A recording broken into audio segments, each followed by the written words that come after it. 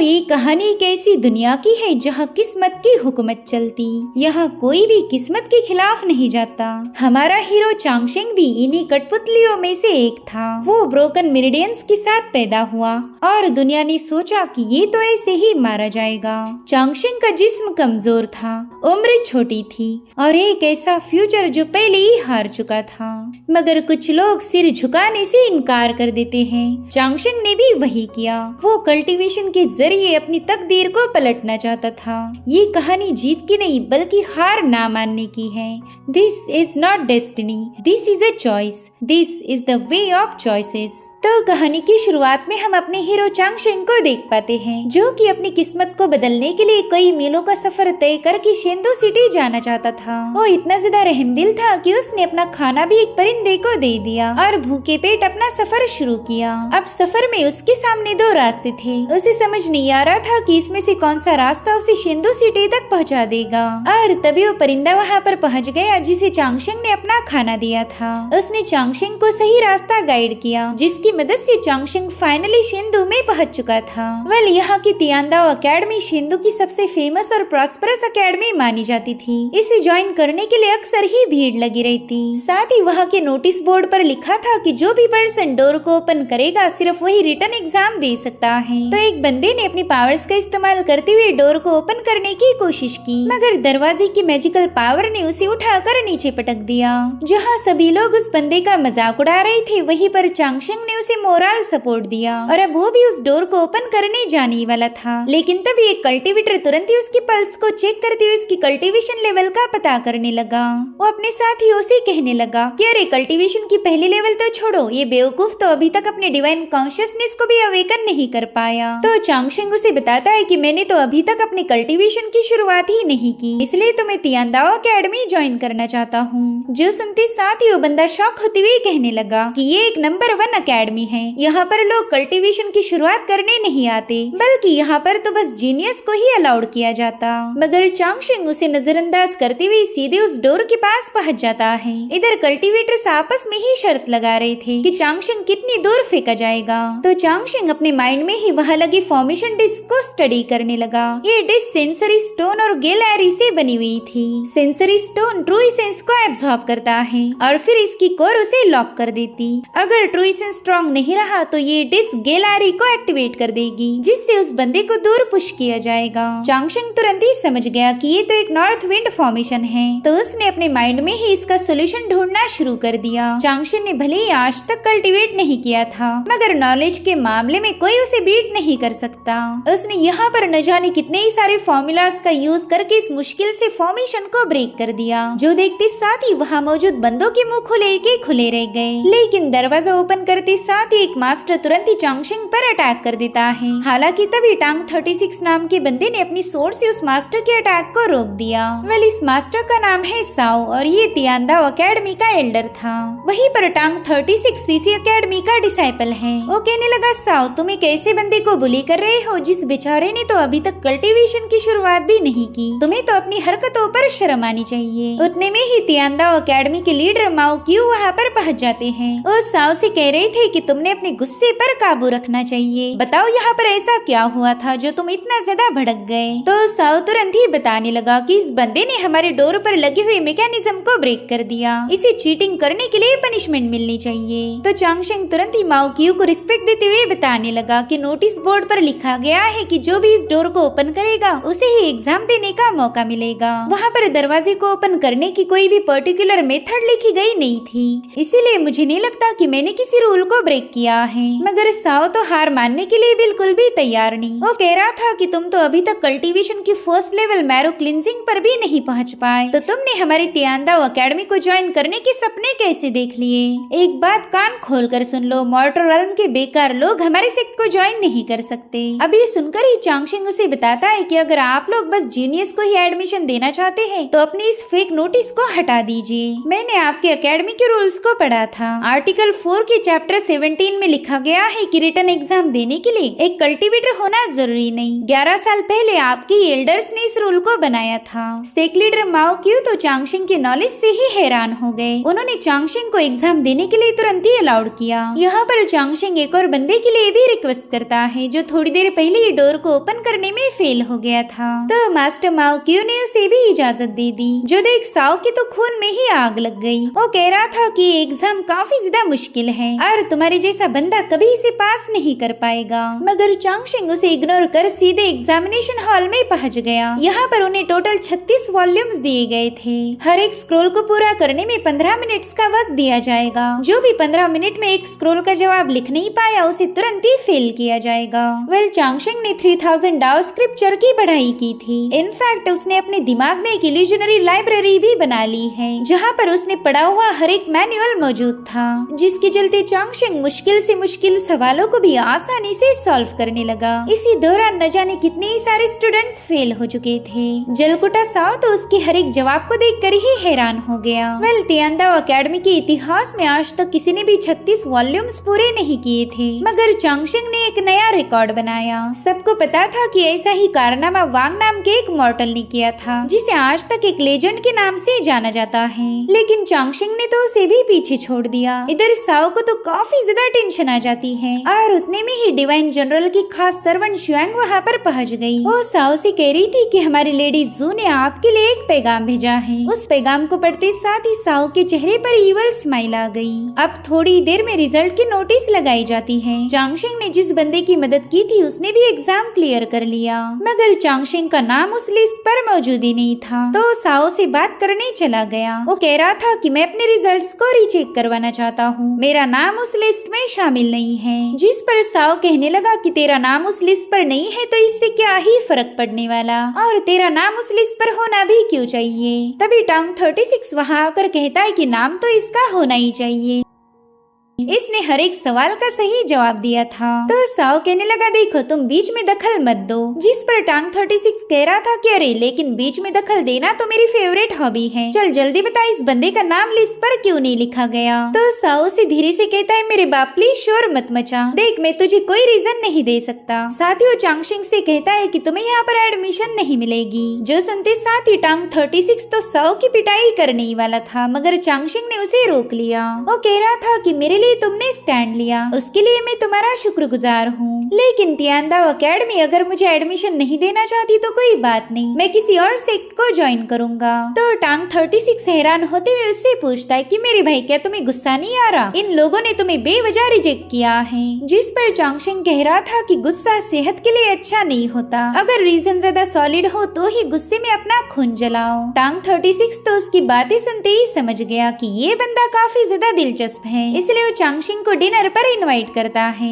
इन दोनों ने फॉर्मली एक दूसरे को अपने नाम बताकर इंट्रोड्यूस किया। टांग 36 कह रहा था कि तुम इतने स्मार्ट हो मगर तुम्हारा नाम काफी ज्यादा साधारण रखा गया। जिस पर चांगशिंग कहने लगा कि मेरा नाम जरूर से साधारण होगा मगर इसका मतलब काफी अच्छा है। वैसे आपके नाम के सामने 36 लगाया गया, क्या आप अपने फैमिली के 36वें बेटे हो। जो सुनते साथ ही टांग की तो हंसी छूट गई। वो कह रहा था मेरे भाई मेरी मदर इतने सारे बच्चे पैदा नहीं कर पाई। दरअसल 36 ये मेरी अजूर क्लाउड लिस्ट की रैंकिंग है। 36 रैंकिंग काफी नीचे आती है तो मैंने जानबूझकर उसे अपने नाम में शामिल कर दिया ताकि मैं खुद को याद दिलाता रहूं कि मैंने जल्दी से अपनी रैंकिंग को लेवल अप करना चाहिए। ये मेरा खुद को मोटिवेट करने का एक तरीका है। अब चांगशिंग को तो अजूर क्लाउड लिस्ट के बारे में कोई आइडिया नहीं थी, इसीलिए टांग 36 उसे बताने लगा कि ये हमारे ग्रेट जाओ कॉन्टिनेंट के यंग जनरेशन की रैंकिंग है। तुम जितनी ज्यादा हायर रैंकिंग पर जाओगे उतने ही इंपीरियल कोर्ट के एग्जाम में फर्स्ट प्लेस हासिल करने के चांसेस बढ़ जाएंगे। अब ये लोग बात कर रहे थे कि तब तक इनका खाना भी सर्व किया गया। चांगशिंग ने देखा कि मौसम के हिसाब से तो इसमें से एक भी डिश सुटेबल बिल्कुल नहीं थी, लेकिन अब टांग 36 ने इतने प्यार से खाना ऑर्डर किया था तो चांगशिंग भी उसे खाने लगा। टांग 36 उससे कहता है कि शायद तुम शेंदो से बिलोंग नहीं करते, तो चांगशिंग भी उसे अपनी कहानी सुनाने लगा। वो कहता है कि मैं जीनिंग माउंटेन में अपने मास्टर और सीनियर भाई के साथ मेडिसिन की पढ़ाई करता था। जीनिंग का नाम सुनते ही टांग तो काफी ज्यादा हैरान हो गया। वो कहता है कि ये जगह ग्रेट जाओ कॉन्टिनेंट के वेस्टर्न बॉर्डर पर है, तुम तो काफी दूर से आए हो। जिसके बाद वो चांगशिंग से उसके पेरेंट्स के बारे में पूछने लगा तो चांगशिंग उसे बताता है कि मेरे पेरेंट्स नहीं है, मुझे तो मेरे मास्टर और सीनियर भाई ने ही पाल पोस कर बड़ा किया। मास्टर ने बताया था कि मैं मेरे सीनियर भाई को एक टोकरी में मिला था। उस दिन ठंड काफी ज्यादा थी तो मुझे सीनियर यूरिन का प्यार से छूना भी वार्म लगा। वो मुझे अपने साथ ले जाने ही वाले थे कि तभी वहाँ पर एक विशाल गोल्डन ड्रैगन पहुँच गया। लेकिन सीनियर भाई यूरेन मेरे सामने शील्ड बनकर खड़े रहे। तभी मेरे मास्टर जीचन वहाँ पर पहुँच गए। वो तो इतने ज्यादा पावरफुल है कि मुझे नहीं लगता इस दुनिया में कोई उन्हें बीट कर पाएगा। उन्होंने अपनी सोर्ड को समन कर उस ड्रैगन पर वार किया, जिससे उस ड्रैगन का विस्कर कट गया था, यानी कि ड्रैगन की बियर्ड। तो ड्रैगन तुरंत ही वहाँ से चला गया। उसी दिन से मेरी परवरिश मेरे मास्टर और सीनियर ने मिलकर की। मैं काफी ज्यादा कमजोर था, तो मेरे मास्टर ने जानबूझकर मेरा नाम चांगशेंग रखा, जिसका मतलब है ब्लेसिंग फॉर लॉन्गेविटी। मेरे भाई यूरेन भी हैंडीकैप थे, मगर उनके जैसा प्यारा इंसान मैंने आज तक नहीं देखा। हमारे मास्टर ने हमें कभी कल्टीवेशन नहीं सिखाई। उन्होंने तो हम दोनों से 3000 स्क्रिप्चर्स की प्रैक्टिस करवाई। जब भी मैं टाइम पास करता या सवालों की गलत जवाब देता, तब मास्टर मुझे पनिश करते। सो उनके डर के मारे ही मैंने न जाने कितनी सारी किताबें फिनिश कर दी। 3000 स्क्रिप्चर्स का हर एक लफ्ज मुझे याद है। और फिर एक दिन व्हाइट क्रेन परिंदे के जरिए एक मैरिज कॉन्ट्रैक्ट डिलीवर किया गया। दरअसल मेरे मास्टर ने उस लड़की के ग्रैंडफादर की जान बचाई थी, तो उन्होंने इस एहसान का बोझ थोड़ा सा कम करने के लिए मेरे साथ उस लड़की की शादी फिक्स कर दी। हम दोनों अक्सर ही एक दूसरे को लेटर्स भेजा करते। उसने मुझे बताया था कि जब मैं जवान हो जाऊं तब उससे मिलने के लिए मुझे शिंदो सिटी जाना पड़ेगा। वो मुझे वहाँ का खाना खिलाने वाली थी, साथ ही पूरे टाउन को भी एक्सप्लोर करना था, और मैं भी उससे मिलने के लिए बेताब था। लेकिन फिर एक रात मुझे अचानक से ही तकलीफ होने लगी। मेरी वेंस ने पूरे कोर्टयार्ड को जगमगा दिया। सीनियर भाई यूरेन भी ये सब देखकर काफी ज्यादा पैनिक हो गए। जब मुझे होश आया तब मैंने देखा कि मेरी फैमिली मेरे लिए काफी ज्यादा परेशान है। मास्टर ने बताया कि मेरे इस इलनेस को कोई भी हीलर ठीक नहीं कर सकता, और यही मेरी तकदीर थी। तो उसी दिन मैंने फैसला लिया कि अगर यही मेरी तकदीर है तो मैं इसे बदल के रख दूंगा। मास्टर ने मुझे बताया कि 800 सालों में बस 3 लोग ही अपनी तकदीर को पलट पाए। तो मैंने भी ये फैसला लिया कि मैं वो चौथा शख्स बनूंगा जो अपनी तकदीर को पलट के रख दे। मास्टर भी मेरे इस फैसले से काफी ज्यादा खुश थे। उन्होंने मुझे बताया कि शिंदो जाकर वहाँ के इंपीरियल कोर्ट एग्जाम में पहली रैंकिंग हासिल करो, तभी जाकर तुम्हें अपनी तकदीर को बदलने का रास्ता मिलेगा। मेरे भाई यूरेन ने मुझे वो शॉर्ट ब्लेड गिफ्ट कर दी, जो कि ड्रैगन की बियर्ड को रिफाइन करके मेरे मास्टर ने फॉर्म की थी। मेरे भाई यूरेन बात तो नहीं कर सकते थे, मगर उन्होंने मुझे इशारों में बताया कि उन्हें मुझ पर पूरा यकीन है और वो मेरे वापिस आने का इंतजार करेंगे। चांगशेंग की ये कहानी सुनकर तो टांग 36 काफी ज्यादा इम्प्रेस हो गया। वो कहता है मेरे भाई आज के बाद तुम्हें अपने सगे भाई जैसा प्यार करूंगा। बस मुझे एक ही बात समझ नहीं आ रही, तुम तो इतनी दूर से पहली बार शिंदो सिटी आए हो, फिर तियांदाओ एकेडमी तुमसे इतना खुन्नस क्यों निकाल रही? कहीं इसके पीछे की वजह तुम्हारा वो मैरिज कॉन्ट्रैक्ट तो नहीं है? क्या तुम मुझे मेरी होने वाली भाभी का नाम बता सकते हो? जिस पर चांगशेंग कहने लगा कि उसका घर इसी शिंदो सिटी में है और उसका नाम है जू यूरोंग। अब ये नाम सुनते ही टांग 36 को तो झटका लग गया। वो बताता है कि जू यूरोंग ने 10 साल की उम्र में ही ट्रू फिनिक्स ब्लड को अवेकन करके वो इस कॉन्टिनेंट की जीनियस बन गई। उसने तो अज़ुर क्लाउड लिस्ट पर नंबर 1 रैंकिंग हासिल की और आगे चलकर वो एक सेंटेंस बनेगी। क्या वाकई वही बंदी तुम्हारी फियांसे है? तुम श्योर तो हो ना? जिस पर चांगशेंग इमोशनल होते हुए कहने लगा कि मेरे लिए तो वो अभी भी वही शरारती बच्ची है जो मुझे ढेर सारे लेटर्स भेजती थी। लगा ही नहीं था कि आगे चलकर वो इतनी ज्यादा आउटस्टैंडिंग बन जाएगी। मैं उसके लिए काफी ज्यादा खुश हूँ। तभी टांग 36 कहने लगा कि भाई अब तो सारी पिक्चर क्लियर हो गई। एकेडमी ने तुम्हें रिजेक्ट इसलिए किया क्योंकि डिवाइन जनरल जू के घर पर पता चल गया होगा कि तुम शिंदो सिटी में पहुंच चुके हो।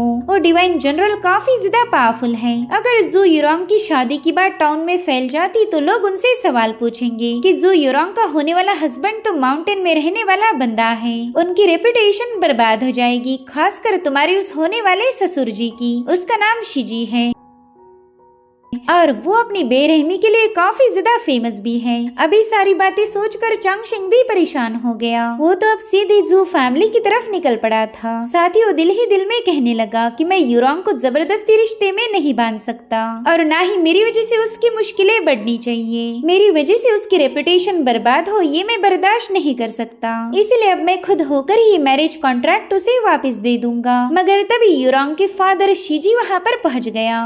ये बंदा ईस्टर्न सिचुआन रीजन का डिवाइन जनरल था। वो चांगशिंग से कहने लगा कि वो मैरिज कॉन्ट्रैक्ट मेरे हवाले करके शेंदू से दफा हो जाओ, वरना तुम कल का सूरज नहीं देख पाओगे। तो चांगशिंग भी उसे रिस्पेक्ट देते हुए कहने लगा कि मैं खुद ही कॉन्ट्रैक्ट वापस देने ही जा रहा था, तो क्या मैं इसे जू युरांग को खुद पर्सनली मिलकर दे सकता हूँ। जिस पर शीजी कहने लगा कि तुम वो कॉन्ट्रैक्ट मुझे दे दो। हालांकि चांगशिंग ने इसके लिए मना कर दिया। वो कह रहा था कि मैं ये मिस युरांग को खुद देकर उनका शुक्रिया अदा करना चाहता हूँ। अगर उन्होंने वो सारे लेटर्स ना भेजे होते तो मैं कभी भी उनसे दोस्ती नहीं बढ़ा पाता। मगर शीजी तो काफी ज्यादा भड़क गया। वो कहता है कि मेरी बेटी फिलहाल सेंटेंस पिक पर है, क्या तुम चाहते हो खुद यहाँ आकर पब्लिकली खुद की बेइज्जती करे? हो सकता है तुमसे मिलने के बाद वो तुम्हें हमारे घर में पनाह दे दे, और शायद यही तुम्हारा इरादा है। और इतना कहते साथ ही शीजी अपने ब्लैक यूनिकॉर्न से उस पर हमला कर देता है, जिसमें चांगशिंग भी घायल हो गया। मगर उसे पता था कि इस यूनिकॉर्न की वीकनेस कहाँ पर होगी, तो वो अपने निडल्स का यूज करके उस यूनिकॉर्न को वहाँ से भगा देता है। जो देख शीजी कह रहा था कि तुम तो कल्टीवेटर भी नहीं हो, क्या तुम्हें वाकई लगता है कि तुम मेरा मुकाबला कर पाओगे? और फिर वो बंदा चांगशिंग पर ऑटम रेन एरी ब्रेकिंग सेबर का इस्तेमाल करने वाला था। चांगशिंग को ऑलरेडी इस टेक्निक का नॉलेज था और वो ये भी जानता है कि इस हमले को डॉज करना इम्पॉसिबल होगा। यहाँ पर शीजी उससे कह रहा था कि ये तुम्हारे पास आखिरी मौका है, बताओ क्या तुम वो कॉन्ट्रैक्ट देने के लिए तैयार हो? लेकिन चांगशिंग ने उसे बताया कि वो कॉन्ट्रैक्ट सिर्फ युरांग को ही दे सकता है, उसे बस युरांग से पर्सनली मिलकर उसका शुक्रिया अदा करना था। जो सुनते साथ ही शीजी ने गुस्से में आकर अपने मल्टीपल स्लैशेस रिलीज कर दिए। यहाँ पर चांगशिंग तुरंत ही अपने माइंड में कोई ट्रिक ढूंढने लगा। उसने 3000 स्क्रिप्चर्स की पढ़ाई की थी, तो इस दुनिया में ऐसा कोई मसला एग्जिस्ट ही नहीं करता जिसका सोल्यूशन उस स्क्रिप्चर में ना लिखा हो। इसलिए वो हर एक सेक्ट की टेक्निक को चेक करने के बाद फाइनली थंडर को समन करके आगे बढ़ने लगा। शीजी तो ये देख कर ही हैरान था कि इस लड़के ने गोल्डन निडल का यूज करके लाइटनिंग को समन किया है। यहाँ पर वो अपनी ड्रैगन ब्लेड लेकर शीजी पर अटैक करने पहुंच गया था, मगर शीजी समय रहते एक जोरदार पंच हिट करके उसे दीवार पर पटक देता है, जिसमें चांगशिंग बुरी तरह से घायल हो गया। शीजी इतना तो समझ गया था कि ये बंदा काफी स्मार्ट, बहादुर और समझदार है। अगर ये जिंदा रहा तो आगे चलकर मेरे लिए मुसीबतें खड़ी करेगा। तो तुरंत ही आर्मी ब्रेकर को एक्टिवेट करते हुए अपनी ब्लड ऑरा का रिलीज करके चांगशिंग को पीछे की तरफ पुश कर देता है। साथ ही यहाँ पर शीजी ने अपनी सोड को रेज करते हुए स्टार डोमेन क्रिएट कर ली, जो कि इतनी ज्यादा भयानक थी कि टांग 36 ने भी उसे दूर से ही देख लिया। वो समझ गया था कि उसका दोस्त खतरे में है, तो तुरंत ही चांगशिंग की मदद करने के लिए रवाना हो गया। इधर शीजी कह रहा था कि मेरी बेटी के पास ट्रू फिनिक्स ब्लड है, इस दुनिया में उसके जैसा और कोई नहीं। जो सुनकर चांगशिंग कह रहा था कि अगर वो पावरफुल है तो क्या फिर मुझे मौत मिलनी चाहिए? ये कहाँ का कानून है? यहाँ पर वो गोल्डन ड्रैगन को समन करते हुए कहने लगा कि इस दुनिया में हर एक बंदा स्पेशल है, तो आप किसी को भी ऐसे जलील नहीं कर सकते। उसकी बातें सुनकर ही शीजी का मुंह बंद हो गया। चांगशिंग कहने लगा कि पहला तो मैं ये कॉन्ट्रैक्ट खुद ही ब्रेक करना चाहता था, मुझे लगा कि मैं आपकी बेटी के लायक नहीं हूँ, लेकिन अब मैं मैरिज कॉन्ट्रैक्ट ब्रेक नहीं करूँगा। पहले मैं तुम्हारी सेबर एरी को ब्रेक करूँगा और फिर तुम्हारी स्टार डोमेन को। वेल, चांगशिंग के पास कल्टीवेशन नहीं तो क्या हुआ, वो काफी ज्यादा स्मार्ट था। शीजी कितना ही पावरफुल क्यों ना रहे, चांगशिंग कभी भी पावर्स के सामने सिर नहीं झुकाता, बल्कि वो उसी को रिस्पेक्ट करेगा जो रिस्पेक्ट के लायक है। खैर, अभी दोनों एक दूसरे पर हमला कर पाए इससे पहले वहाँ पर एक बंदी पहुँच गई। उसने तो आते साथ ही कई सारे लोटस फ्लावर ब्लूम करके शीजी की सेबर एरी को ब्रेक कर दिया। वेल, इसका नाम है मोयू और ये चीफ इंपीरियल ऑफिशियल थी।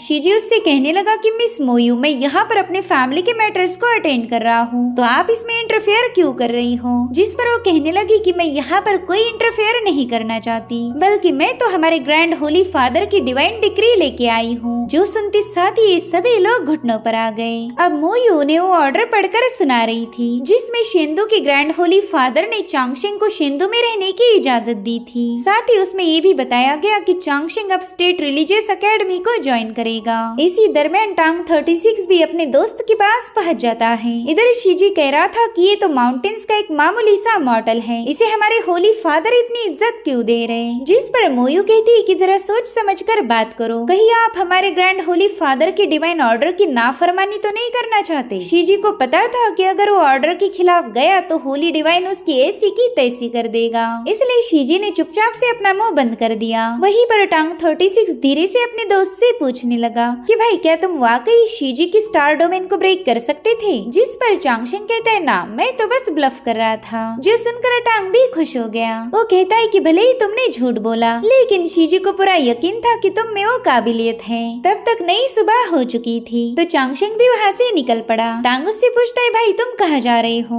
जिस पर चांगशेंग ने जवाब दिया कि मैं एक नई दिन की नई सुबह देखने जा रहा हूँ। साथ ही चांगशेंग मोयू का भी शुक्रिया अदा करने लगा। तो मोयू कहती है कि अब तुम जिंदा रहोगे, कोई तुम्हें रोक नहीं सकता। बस अपने मैरिज कॉन्ट्रैक्ट के बारे में किसी को मत बताना। खैर मैं एक और बात से क्यूरियस हूँ, भले ही हमारे ग्रैंड होली फादर ने तुम्हारी जान बचाई, लेकिन पता नहीं क्यों उन्होंने तुम्हें उस एबिस में बैनिश किया। वो तुम्हें किसी और सेक्ट में भी भेज सकते थे, लेकिन उन्होंने ऐसा नहीं किया। वेल मोयू स्टेट रिलीजियस एकेडमी का जिक्र कर रही थी। जब चांगशेंग और टांग वहाँ पहुँचे तब तक एक कुत्ता इस प्रॉपर्टी पर हल्का हो रहा था, जो देख तो टांग काफी ज्यादा भड़क जाता है। वो कहने लगा कि शायद इसी वजह से तो शीजी चुपचाप से वहाँ से चला गया। ग्रैंड होली फादर ने तुम्हें इस खंडर में रहने के लिए बताया है, ये कोई एडमिशन नहीं बल्कि एक कैद खाना होगा। जिस पर चांगशेंग कहने लगा कि हमारे कंट्री में न जाने कितनी सारी रिलीजियस टॉप अकेडमीज हैं। मेरे ख्याल से ये स्टेट रिलीजियस एकेडमी उन सभी में से टॉप पर होगी, लेकिन मुझे ये समझ नहीं आ रहा कि ये जगह ऐसी वीरान क्यों बन गई। इसका तो किसी भी रिकॉर्ड में जिक्र नहीं है। सो अब टांग 36 उसे इस एकेडमी की कहानी बताने लगा। वो कहता है कि 20 साल पहले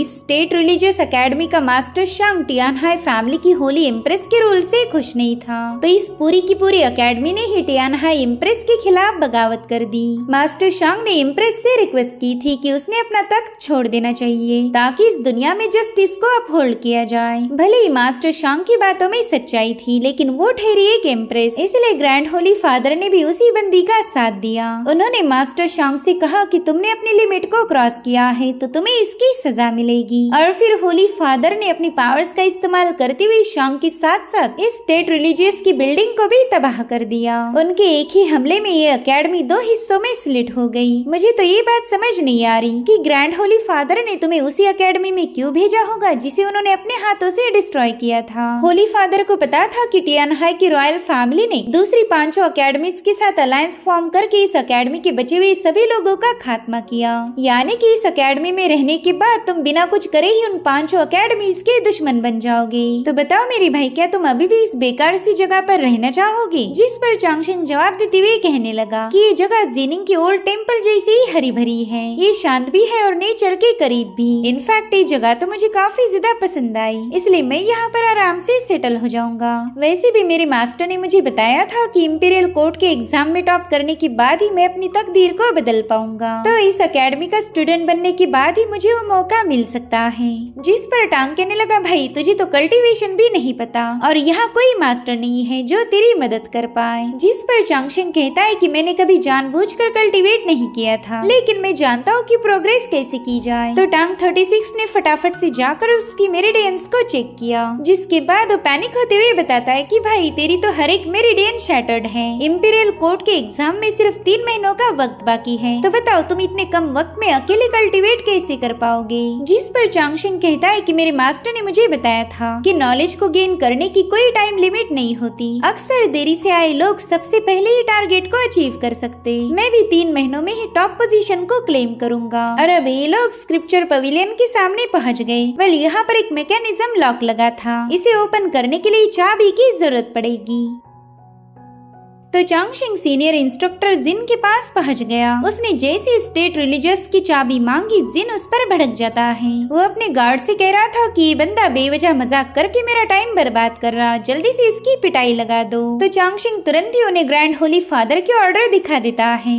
उसे देखते साथ ही जिन का रवैया तो तुरंत ही बदल गया। जो लोग चांगशेंग को कूटने आए थे वही उसे मसाज देने लगे। इतना ही नहीं, वो उससे पूछ रहे थे कि सर इतना प्रेशर ठीक है या और जोर लगाएं। तो चांगशेंग जैसे तैसे उनसे अपनी जान छुड़ाकर जिन को ऑर्डर शो करता है। जिन तुरंत ही वो स्क्रॉल वापस करते हुए कहने लगा कि जब तुम हॉल में आए थे ना, उसी वक्त मैं समझ गया कि तुम काफी ज्यादा स्पेशल हो। अब तुम बिल्कुल भी टेंशन मत लेना, मैं सारे काम संभाल लूंगा। इतना ही नहीं, वो चाबी के साथ साथ ढेर सारे पैसे, स्टूडेंट लिस्ट, बुक और स्टैम्प भी पैक कर देता है। चांगशेंग कंफ्यूज होकर पूछ रहा था कि सर आप इस स्टैम्प मुझे क्यों दे रहे हो, जिस पर जिन बताता है कि अब तुम अकेले ही इस अकेडमी के करता धरता हो और वैसे भी रूल्स के अकॉर्डिंग तुम वहाँ के लीडर बन गए। हाँ, ये बात और है कि वहाँ पर कोई और नहीं जिस पर तुम हुक्म चला सको। सब चांगशेंग ने तुरंत ही जाकर स्क्रिप्चर पवेलियन को ओपन कर दिया। उसने देखा कि वहाँ पर ढेर सारी किताबें रखी गई है जो कि 3000 स्क्रिप्चर से बिल्कुल अलग थी। चांगशेंग कहने लगा कि अकेडमी वाकई ग्लोरियस होगी। एक जमाने में यहाँ पर चहल पहल थी और आज ये जगह पूरी तरह से वीरान है। सब चांगशेंग ने वहाँ की क्लीनिंग करना शुरू कर दी, जिसमें मास्टर जिन और उसके साथी भी चांगशेंग की मदद करने लगे। जिन कह रहा था कि खुद ग्रैंड होली फादर ने आपको रिकमेंड किया है, तो आप जरूर से इलिमिनेशन रेल्म पर होंगे। तो चांगशेंग ने इसका जवाब नाम ही दिया। जिन कह रहा था कि फिर आप मैरो क्लिंजिंग रेल्म पर होंगे, तो इसका भी जवाब उसे नाम ही मिला। चांगशेंग कह रहा था कि मैं आज से ही कल्टीवेशन की शुरुआत करने जा रहा हूँ, जो सुनकर ही जिन काफी ज्यादा परेशान हो गया। वो तुरंत ही प्लम ब्लॉसम कोर्ट के मास्टर मिलिशा के पास जाकर बताता है कि उस बच्चे ने तो अभी तक कल्टीवेशन की शुरुआत भी नहीं की। अब आप ही बताएं, मैं ऐसे बंदे को सिख चलाना कैसे सिखाऊंगा। लेकिन मास्टर मिलिशा तो बिल्कुल ही रिलैक्स थे। वो कहते हैं कि कुछ फूल लेड ब्लॉसम में खिला करते हैं और हेवन उन पर अपनी रहमत बरसाता। चांगशेंग भी उन्हीं देर से खिलने वाले फूलों में से एक है। खैर, आज मैं तारों को निहारने वाला हूँ, तो क्यों ना तुम भी मेरे साथ रुक जाओ। हो सकता है कि आज हमें कोई खूबसूरत नजारा देखने को मिल जाए। वही दूसरी तरफ चांगशेंग अपनी मैरो क्लिंजिंग की बुक लेकर गार्डन में चला गया। आज उसके कल्टीवेशन का पहला दिन था। वेल, कल्टीवेट कैसे किया जाता ये तो उसे ऑलरेडी पता था, इसलिए वो इस बुक में लिखी गई हर एक इंस्ट्रक्शन को फॉलो करेगा। वेल, यहाँ पर हमें कल्टीवेशन की लेवल्स बताई गई। पहली थी मैरो क्लिंजिंग, सेकंड थी सील्ड एलिमिनेशन, थर्ड है approaching the profound truth, fourth है स्टार गैदरिंग, पांचवी है फॉलोइंग द सेंट और आखिर में है डिवाइन कंसीलमेंट। कल्टीवेशन के पहले पड़ाव में एक कल्टीवेटर को अपने डेस्टिनी स्टार को लाइटन अप करना पड़ेगा। वो बंदा अपने डिवाइन कॉन्शियसनेस की मदद से सी ऑफ स्टार्स में एंटर करेगा और फिर उस अनगिनत सितारों में से उसका खुद का डेस्टिनी स्टार ढूंढेगा। जितना स्ट्रॉन्गर उस बंदे का डिवाइन कॉन्शियसनेस होगा, उतना ही पावरफुल डेस्टिनी स्टार वो बंदा पिक कर सकता है। यहाँ पर चांगशेंग कह रहा था कि रीडिंग से डिवाइन कॉन्शियसनेस काफी अच्छे से डेवलप हो सकती थी और इसी वजह से मेरे मास्टर ने हमेशा ही रीडिंग के लिए बताया, ना कि कल्टीवेशन के लिए। और आज मेरी परीक्षा है। यहाँ पर हम चांगशेंग की सोल को देख पाते, जो कि सी ऑफ स्टार्स में पहुंच गई थी। उसने for the first time sea of stars को विटनेस किया था। वो कहता है कि ये तो काफी ज्यादा खूबसूरत है और अब उसे इन लाखों करोड़ों सितारों में उसका डेस्टिनी स्टार ढूंढना था। थोड़ी देर में वो रेड कलर का स्टार उसे नजर आता है। वेल, इस फिनोमिना को जिन और मास्टर मिलिशा भी देख पा रहे थे। जिन कहने लगा कि ऐसा गजब का डेस्टिनी स्टार तो मैंने पहली बार देखा है और राइजियस अकेडमी से स्ट्रॉन्ग ऑरा रिलीज हो रही। शायद ये स्टार हमारे चांगशेंग का होगा, जिस पर मास्टर मिलिशा ने भी हाँ में जवाब दिया। इधर जीनिंग में चांगशेंग के मास्टर सीनियर युनरेन भी सितारे को देख पा रहे थे। युनरेन इशारों में मास्टर से कहने लगा कि सितारा मुझे जाना पहचाना मालूम हो रहा, कहीं ये हमारे चांगशेंग का तो नहीं है। तो मास्टर कहते हाँ ये उसी का है और ये डेस्टिनी स्टार काफी ज्यादा पावरफुल नजर आ रहा, मगर वो काफी ज्यादा दूर है, तो चांगशेंग को सी ऑफ स्टार में मौजूद लाइफ एंड डेथ गेट को पार करना पड़ेगा। इधर चांगशेंग तो काफी ज्यादा खुश होकर अपने डेस्टिनी स्टार की तरफ आगे बढ़ने लगा, मगर तभी वो लाइफ एंड डेथ गेट से टकरा जाता है। वो गेट उसे आगे जाने की इजाजत नहीं दे रहा था। चांगशेंग ने ऐसे किसी गेट के बारे में पढ़ा नहीं था, उसे तो बस अपने डेस्टिनी स्टार को हासिल करना है। मगर जैसे उसने डोर को टच किया, उसकी डिवाइन कॉन्शियसनेस डैमेज होने लगी, यानी कि इस गेट को पार करने से उसकी माइंड स्पेस पूरी तरह से शैटर होकर उसकी मौत हो सकती है। मगर चांगशेंग तो पक्के इरादों वाला बंदा था। वो कहता है कि तकदीर को बदलने का ये मेरा पहला कदम है, मैं अभी से तो पीछे नहीं हट सकता। इसलिए वो उस गेट को पुश करने लगा। जितनी उसकी डिवाइन कॉन्शियसनेस डैमेज होगी, उतना ही उसका डेस्टिनी स्टार कमजोर पड़ेगा। इधर युनरेन भी घबराते हुए मास्टर से कह रहा था कि जूनियर की ऑरा तो कमजोर पड़ गई। वहीं पर चांगशेंग लाइफ एंड डेथ डोर की एनर्जी से पीछे की तरफ पुश हो गया। इस पल में उसे अपने मास्टर की कई बातें याद आने लगी। उन्होंने बताया था कि जब तुम कल्टीवेशन की जर्नी शुरू करोगे, तब तुम्हें न जाने कितनी ही बार लाइफ एंड डेथ सिनारियो को फेस करना पड़ेगा। अगर तुम ये सोचो कि जिंदगी बहुत छोटी है तो तुम बड़ी से बड़ी मुश्किल को भी पार कर जाओगे। वहीं पर चांगशेंग का डेस्टिनी स्टार और भी ज्यादा फीका पड़ गया था, जो देख उसके मास्टर युनरेन भी मायूस हो गए। इनफैक्ट थोड़ी देर में वो स्टार पूरी तरह से डिसअपियर हो गया, जो देख जिन भी परेशान हो जाता है। वो कह रहा था कि कहीं चांगशेंग फेल तो नहीं हो गया, जिस पर मास्टर मेलिशा कहते हैं कि बस थोड़ा सा इंतजार करो। इधर चांगशेंग को अपने बचपन की बातें याद आने लगी। वो सोचता है कि अगर मेरा इलनेस बढ़ा तो मैं मेरे अपने ही लोगों का बोझ बढ़ा दूंगा, मुझे तो उनका सहारा बनना है। मैं अपने मास्टर और सीनियर को निराश नहीं कर सकता, मुझे जीना है ताकि इस दुनिया की खूबसूरती को देख पाऊँ। मैं मास्टर को प्राउड फील करवाना चाहता हूँ, मुझे युरांग से भी मिलना है। और उतने में ही चांगशेंग की बॉडी में ढेर सारी ऑरा समाने लगी। दरअसल उसका डेस्टिनी स्टार ही उसकी मदद कर रहा था, इसलिए चांगशेंग ने एक ही सेकंड में उस लाइफ एंड डेथ गेट को ब्रेक कर दिया। उसके ऐसा करते साथ ही पूरा आसमान चमकने लगता है। मास्टर के चेहरे पर भी स्माइल आ गई और वहीं पर जिन की भी खुशी का कोई ठिकाना नहीं था। वो कहते हैं कि इस बच्चे ने तो डेस्टिनी स्टार को लाइटन अप किया, वाकई ये बंदा बहुत ही ज्यादा खास है, वरना ऐसा खूबसूरत डेस्टिनी स्टार किसी के पास नहीं होता। वहीं पर मास्टर मेलिशा कह रही थी, देखा ना मैंने कहा था कुछ फूल खिलने के लिए थोड़ा सा वक्त लेते हैं, मगर उनकी खुशबू कमाल की होती। वेल इस नजारे को जू युरांग ने भी देख लिया। वो कहती है कि ऐसा अद्भुत सितारा तो सिर्फ मेरे लिटिल टाओइस्ट का ही हो सकता है। शायद उसने कल्टीवेशन की शुरुआत कर दी और पहले ही दिन पूरे शेंदू को जगमगा दिया। इधर वो डेस्टिनी स्टार सीधे चांगशेंग के पास पहुंच गया। चांगशेंग और उसने एक दूसरे को टच करते ही वहाँ पर कई सारे रंग बिखेरने लगे और फाइनली उस सितारे की पावर्स हासिल होते साथ ही चांगशेंग मैरो क्लिंजिंग की स्टार टेम्परिंग बॉडी लेवल पर पहुंच गया। वेल इस लेवल पर पहुंचने के बाद चांगशेंग दूसरों की बीमारियों को भी ठीक कर सकता था। इनफैक्ट चांगशेंग की ऑरा की खुशबू पड़ोस में झूले पर बैठी हुई एक लड़की तक भी पहुंच गई, इसलिए वो तुरंत ही पेड़ पर क्लाइंब करके उस एनर्जी को ट्रैक करने लगी। वो कह रही थी कि ये डेस्टिनी स्टार काफी ज्यादा कमाल का था, शायद ये बंदा मेरी इलनेस को क्योर कर पाएगा। तो तुरंत ही 1000 माइल टेलिस्मान को एक्टिवेट करते हुए वहाँ से रवाना हो गई। वो बंदी सीधे रिलीजियस एकेडमी में पहुँच गई। वो कहती कि अंकल जिन तो अब मुझे बिल्कुल भी ढूंढ नहीं पाएंगे, उन्हें लग रहा होगा कि मैं कोसों दूर चली गई, लेकिन मैं तो बस पड़ोस में आई हूँ। अरे वो चांगशेंग के पास जाने वाली थी कि तभी वहाँ पर एक फॉर्मेशन एक्टिवेट होकर वो बंदी कैरी में ट्रैप हो गई, जहाँ पर एक कल्टीवेटर उससे कह रहा था, योर हाइनेस आखिरकार आपसे मुलाकात हो ही गई, मैं न जाने कब से ही आपका इंतजार कर रहा था।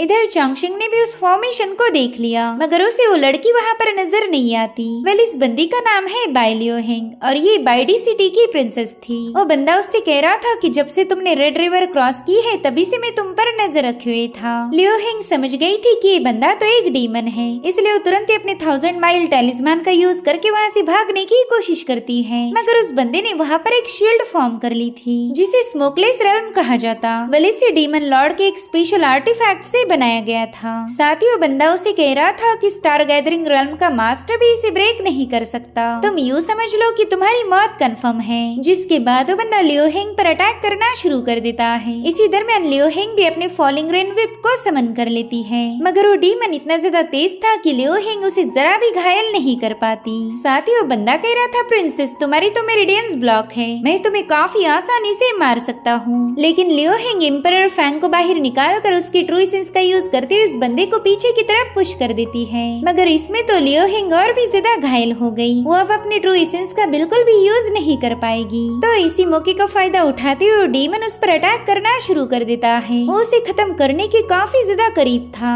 लेकिन उसी वक्त चांगशेंग ने स्टार रिफ्लेक्ट द विसेरा की चैंटिंग करना शुरू कर दी, जिसकी मदद से लियोहेंग अपनी पावर का यूज कर पा रही थी। इधर वो डीमन शॉक था कि यहाँ पर आखिर है कौन जो लियोहेंग की मदद कर रहा। दरअसल चांगशेंग ने डायरेक्शंस मार्क करते हुए लियोहेंग को उस डीमन का लोकेशन बता दिया, जिसके चलते लियोहेंग उस पर अपनी फॉलिंग रेन विप से अटैक करने लगी, जिसमें वो डीमन काफी ज्यादा घायल हो गया था। वो कहता है कि ये लड़की कमजोर है, इसकी मेरिडियंस ब्लॉक होने की वजह से ये मंत्रास का यूज नहीं कर सकती, तो फिर वो कौन है जो इसे मेरा लोकेशन बता रहा। और उतने में चांगशेंग की वहाँ पर एंट्री हो गई। वो डीमन उससे कह रहा था कि मेरी मूवमेंट टेक्निक को कोई भी भाप नहीं सकता, ये हम डीमंस की एक सीक्रेट टेक्निक है, मगर तुमने तो मेरी हर एक मूव का अंदाजा लगा लिया। जिस पर चांगशेंग कहने लगा कि तुम्हारे इस फॉर्मेशन में टोटल 3016 वेरिएशंस हैं, तो मैंने स्टडी करते हुए इसके हर एक वेरिएशन को रट लिया था। जिस पर वो बंदा कहने लगा कि चाहे कुछ भी क्यों ना हो जाए, मगर ये मिशन आज पूरा जरूर होगा। और फिर उसने अपनी ही सोड को खुद की बॉडी में पियर्स कर लिया, जिसके चलते वहाँ पर काफी स्ट्रॉन्ग स्ट्रॉन्ग ऑरा रिलीज होने लगती है। वेल, इसे स्मोकलेस हेवनली एनिहिलेशन कहा जाता था,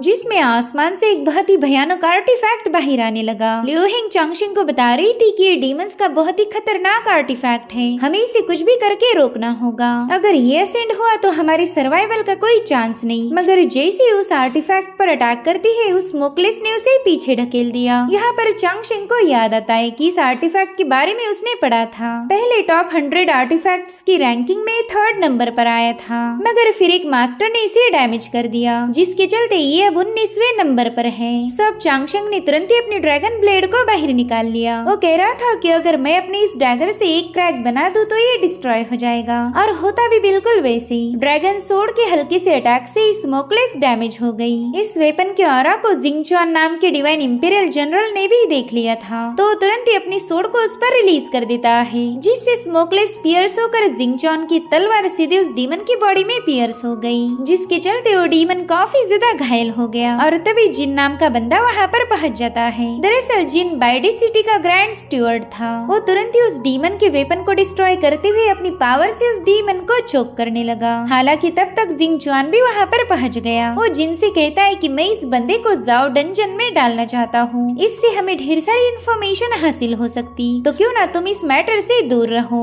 जिस पर जिन कहता है कि 3 दिनों तक तुम्हें इसके साथ जो करना है वो करो, मगर ये चौथे दिन जिंदा नहीं बचना चाहिए। जो सुनते साथ ही जिंगचुआन उस डीमन को लेकर वहाँ से रवाना हो गया। अब चांगशिंग वहाँ से जाने वाला था कि तभी जिन उसका शुक्रिया अदा करने के लिए उसके सामने एक जेड डिस्क पेश करता है। वो कह रहा था कि इसे कहीं पर भी एक्सचेंज करो और आपको 10,000 गोल्ड टेल्स मिल जाएगी, मगर चांगशिंग ने इसे एक्सेप्ट करने से मना कर दिया। वो कह रहा था कि मुझे तो बस पढ़ाई और कल्टीवेट करना है, प्लीज मुझे इजाजत दीजिए। जो सुनकर जिन दिल ही दिल में सोचने लगा कि लड़का तो बहुत ही बड़ा बेवकूफ है, इसने इतने बड़े फॉर्चून को ठुकरा दिया। और अब हमें लियो हेंग की कहानी बताई गई, जो कि बाइडी सिटी की प्रिंसेस थी, मगर उसकी मेरिडियंस में ह्यूमन और डीमन के ट्रेड्स होने की वजह से वो कल्टीवेशन में ज्यादा कुछ नहीं कर पाएगी। तो राजा ने फैसला लिया कि 3 सालों बाद वो लियो हेंग की शादी किसी और राजघराने में करा देंगे। वो कल्टीवेट नहीं कर सकती थी, तो उसके फादर उसे अपने पॉलिटिकल फायदे के लिए यूज करना चाहते थे। हालांकि लियो हेंग की ख्वाहिश तो कुछ और थी, उसे एक पावरफुल कल्टीवेटर बनना था। जब उसे होश आया तब वो अंकल जी इनको बताने लगी कि हमारा वो नया पड़ोसी मेरी मेरिडियंस को ठीक कर सकता है, अगर उसने मुझे क्योर किया तो मैं जरूर से अपनी किस्मत को बदल पाऊंगी। इधर चांगशिंग कहने लगा कि कल रात तो मेरा सारा रूटीन ही बिगड़ गया, ना मैं स्टारलाइट को एब्सॉर्ब कर पाया और ना ही ठीक से सो पाया, लेकिन आज सब कुछ शांत है तो मैं पूरा दिन अच्छे से यूज करूंगा। लेकिन उतने में ही लियो हेंग वहाँ पर पहुँच गई, उसे थैंक्स बोल रही थी, तो चांगशिंग भी उसकी बात सुनकर तुरंत ही दरवाजा बंद करने लगा। लेकिन लियो हेंग तो उसके लिए ढेर सारे तोहफे लाई थी, जिसमें कांग्युआन बुक्स, प्रेशियस हर्ब्स और नाइट पर्ल्स शामिल थे। चांगशिंग तो बुक्स को देखते साथ ही काफी ज्यादा खुश हो गया। लियो हेंग कह रही थी कि मेरी तरफ से आपके लिए गिफ्ट है, प्लीज इन्हें एक्सेप्ट करके मुझे अपने डिसाइपल बना लीजिए। अब ये सुनकर ही चांगशिंग भी हैरान हो गया। लियो हेंग उसे बताती है कि मेरी मेरिडियंस में कुछ तो गड़बड़ी है, कोई भी एकेडमी इसे ठीक नहीं कर पाई, लेकिन आपकी ऑरा से मुझे काफी बेटर महसूस हुआ था, तो सिर्फ आप ही मेरी मदद कर सकते हो। हालांकि चांगशिंग को उसकी बातों में दम नजर नहीं आ रहा था। वो कहता है कि मेरे पास कोई हीलिंग एबिलिटीज नहीं, तो अपनी बात को साबित करने के लिए लियो हेंग ने अपने विप से उस पर हमला कर दिया। तो बदले में चांगशिंग ने भी अपनी निडल उसमें पोक कर दी, जिससे तो लियो हेंग की मेरिडियन में थोड़ी सी इम्प्रूवमेंट नजर आती है, यानी कि चांगशिंग वाकई इस बंदी की मेरिडियंस को ठीक कर सकता था। लेकिन अभी भी वो उसे अपने डिसाइपल बनाने के लिए राजी नहीं। खैर, लेकिन लियो हेंग भी काफी ज्यादा जिद्दी थी, वो भी हर जगह उसका पीछा करने लगी। वो चाहे मार्केट में जाए या फिर गार्डन में, हर जगह ये बंदी उसके साथ थी। बेचारा चांगशिंग सोच रहा था कि यहाँ उसे प्राइवेसी मिलेगी, लेकिन लियो हेंग ने तो उसके प्राइवेसी की धज्जियां उड़ा दी। जब वो कल्टीवेट करने बैठा तभी बंदी उसी के पास जाकर सो गई। यहाँ पर चांगशिंग जिस स्टारलाइट को एब्सॉर्ब कर रहा था वो सारी लियो हेंग की बॉडी में जाने लगी। चांगशिंग समझ गया था कि इस बंदी की वजह से वो बिल्कुल भी फोकस नहीं रह पाएगा, इसलिए वो लियो हेंग को बता देता है कि मैं तुम्हारा मास्टर नहीं बन सकता, मैं एक मास्टर बनने के लिए क्वालिफाइड नहीं हूँ और ना ही मेरे पास उतना वक्त है। मुझे अपनी स्टडी और कल्टीवेशन पर फोकस करना है, तभी जाकर मैं इंपीरियल कोर्ट के एग्जाम दे पाऊंगा। मुझे उसमें फर्स्ट रैंकिंग हासिल करनी है। जिस पर लियो हेंग कह रही थी कि अगर आपने वो एग्जाम दिया तो आपको ही फर्स्ट रैंकिंग मिलने वाली है। तो चांगशिंग भी ये सुनकर थोड़ा सा सरप्राइज हो गया कि ये बंदी उस पर इतना ज्यादा बिलीव कर रही। वो उससे कहता है देखो हम दोनों के रास्ते अलग हैं, तो प्लीज मुझे और तंग मत करो। जिसके बाद वो लियो हेंग हेंग के मुंह पर ही दरवाजा बंद कर चुका। अगली सुबह जब उसने डोर ओपन किया तब उसकी नजरें लियो हेंग को ढूंढने लगी। खैर वो तो वहाँ पर थी नहीं, तो चांगशेंग भी अपने काम में बिजी हो गया। मगर अब उसे लियो हेंग की याद आ रही थी। उसने लियो हेंग के फेस पर दरवाजा बंद किया था, तो उसी बारे में सोचकर गिल्टी फील करने लगा। वो कहता है कि मैंने उस बंदी के साथ काफी बुरा बर्ताव किया, एक जेंटलमैन तो ऐसा नहीं करता। और उतने में ही उसे तोड़ फोड़ की आवाजें आने लगी। वो देखता है कि लियो हेंग तो अकेडमी की दीवार को ब्रेक कर रही है। वो कह रही थी, सीनियर आपने कहा था कि हम दोनों के रास्ते अलग हैं, इसलिए मैंने ये नया वाला रास्ता बना दिया। मैं अभी आपसे मिलने आ रही हूँ। बेचारा चांगशेंग तो इतना ज्यादा डर गया कि वो बिना शर्ट की ही टांग 36 के घर पहुँच जाता है। टांग कह रहा था, भाई मुझे पता ही था कि तुम उस अकेडमी में ज्यादा दिन तक टिकने नहीं वाले, मगर इतनी तेजी के साथ तुम्हारी वापसी होगी इसकी मैंने उम्मीद नहीं की थी। सो चांगशेंग उसे सारी कहानी बता देता है। टांग 36 उससे कह रहा था कि उस अकेडमी ने इम्प्रेस टियान हाई को डिफाई किया था, मगर इसका मतलब ये तो नहीं कि वहाँ पर कोई और पढ़ नहीं सकता। तुम एक काम करो, उस बंदी को अपनी डिसाइपल बना लो। जिस पर चांगशेंग कह रहा था कि डिसाइपल एक्सेप्ट करना एक सीरियस मैटर है, और वैसे भी उसके पास स्पेशल एबिलिटीज है, भला मेरे जैसा बंदा उसे क्या सिखाएगा। तो टांग कहता है कि ये बताओ ना कि तुम डरपोक हो, तुम अपने तकदीर के खिलाफ गए, शीजी से भी नहीं डरे। इनफैक्ट स्टेट रिलीजियस अकेडमी में एडमिशन लेकर पूरी दुनिया के दुश्मन बन गए, मगर तुम एक छोटी बच्ची को एक्सेप्ट करने से डर रहे हो। जिस पर चांगशेंग कह रहा था कि मेरे पास ज्यादा वक्त नहीं बचा, अगर मैं एग्जाम में टॉप नहीं कर पाया तो मेरी तकदीर मुझे खत्म कर देगी। तो टांग कहता है, भाई तू जल्दी नहीं मरने वाला, तू नेक दिल और बहादुर है, इसलिए तो मैंने तुझे अपना भाई बनाया। तू लोगों को ऐसे खुद से दूर नहीं कर सकता, लड़कियों को तो बिल्कुल नहीं। इधर लियो हेंग काफी ज्यादा मायूस हो गई। वो जिनसे कहती है कि सीनियर काफी देर से वापस नहीं लौटे, मेरे ख्याल से वो मुझसे नाराज है। वही दूसरी तरफ चांगशेंग काफी तेजी के साथ अकेडमी की तरफ वापस जा रहा था। वो सोचता है कि उस लड़की ने मुझे रिस्पेक्ट दी, मुझे अपना मास्टर बनाने के लायक समझा, और बदले में मैंने उसके साथ इतना बुरा बर्ताव किया। इधर जिन लियो हेंग से कह रहा था कि वो बंदा आपकी मेरिडियंस को हील कर सकता है, तो क्या आप वाकई इस मौके को गंवाना चाहती हो। जिस पर लियो हेंग कह रही थी कि मैं सीनियर को परेशान नहीं करना चाहती, और मैं एक प्रिंसेस हूँ, ऐसे किसी को तंग करना मेरी शान के खिलाफ है। मेरे ख्याल से यहाँ से बाइडी सिटी जाना ही सही रहेगा। इधर चांगशेंग खुद को ही कोस रहा था कि उसने इस मासूम लड़की को हर्ट किया। तो अब उसी रास्ते के पास पहुँच जाता है जो कि लियो हेंग ने बनाया था, मगर उसने देखा कि लियो हेंग तो वहाँ से जा चुकी थी, जिससे चांगशेंग का दिल टूट गया। मगर तभी उसे पीछे से लियो हेंग की आवाज आती है। उससे कह रही थी कि सीनियर मैं यहाँ से जा रही हूँ, लेकिन मुझे पता है कि आपको राइस केक पसंद है, तो ये केक्स मैं आपके लिए लेके आ गई। मैंने आपको काफी ज्यादा तंग किया था, उसके लिए मैं शर्मिंदा हूँ। और तभी ये लोग देखते हैं कि मास्टर जिन और साओ वहाँ पर पहुँच गए। जिन साओ से रिक्वेस्ट कर रहा था कि प्लीज हमारे अकेडमी को डिस्ट्रॉय मत कीजिए, 20 सालों से यहाँ पर कोई नहीं आया, मगर अब एक बंदा यहाँ पर रहने आया है। जिस पर साओ कह रहा था कि ये जगह तो डिस्ट्रॉय होनी चाहिए, पता नहीं किस बेवकूफ ने इसे अपना घर बना लिया। और उतने में ही उसकी नजर पड़ी चांगशेंग पर। चांगशेंग साओ से पूछता है कि बताओ आपका यहाँ पर कैसे आना हुआ। तो जिन कहने लगा कि जल्द ही इंपीरियल एग्जाम होने वाले हैं, तो उसी खुशी में इंपीरियल पैलेस ने दावत रखी, जिसमें सभी अकेडमीज को इनवाइट किया गया। तो मैं इनसे रिक्वेस्ट कर रहा था कि आपकी अकेडमी को भी न्योता भेजा जाए। जिस पर साओ कह रहा था कि ना, इसे तो इनवाइट नहीं कर सकते, क्योंकि रूल्स के अकॉर्डिंग एक सेक्ट में कम से कम 2 लोग तो होने ही चाहिए, और इस कचरे के पास तो एक भी डिसाइपल नहीं। वो चांगशेंग से कह रहा था कि तेरे जैसा लूजर उस दावत में आके क्या करेगा, और आगे चलकर वैसे भी कोई इस थंडर अकेडमी को ज्वाइन नहीं करने वाला। उतने में ही लियो हेंग कहती कि मैं यहाँ की डिसाइपल बनने के लिए तैयार हूँ। जिन भी कह रहा था कि चांगशेंग प्लीज आप इसे एक्सेप्ट कर लो। तो चांगशेंग उससे कहता है कि अगर तुम मेरी डिसाइपल बनी भी तो भी मैं तुम्हें कुछ सिखा नहीं पाऊंगा, और मेरी वजह से तुम्हें हर बार जलील किया जाएगा। जिस पर लियो हेंग कह रही थी कि मुझे इससे कोई फर्क नहीं पड़ता। तो चांगशेंग भी उसे अपने डिसाइपल बनाने के लिए राजी हो गया, जो देखकर साओ के तो खून में आग लग गई। वो कह रहा था कि ऐसे ही डिसाइपल्स को एक्सेप्ट नहीं किया जाता,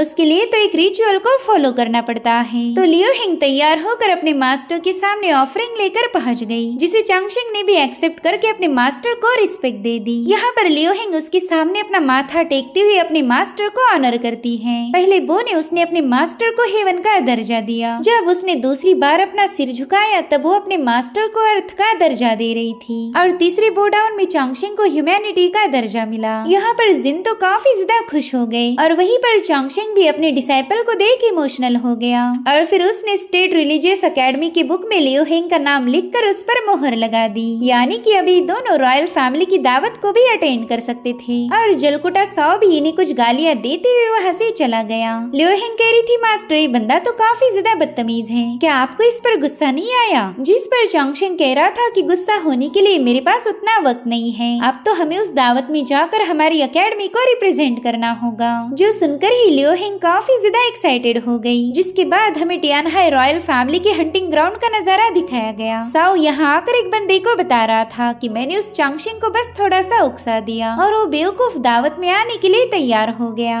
जो सुनते साथ ही वो बंदा अपने एक सिपाही को खत्म करते हुए कह रहा था कि फिर तो मैं चांगशेंग को सबके सामने मार दूंगा। मैं देखना चाहता हूँ कि चांगशेंग की गर्दन काटने में मुझे कितना वक्त लगेगा। और इसी के साथ एपिसोड यहीं पर एंड हो जाता है। Thank you so much for watching. Bye bye, take care.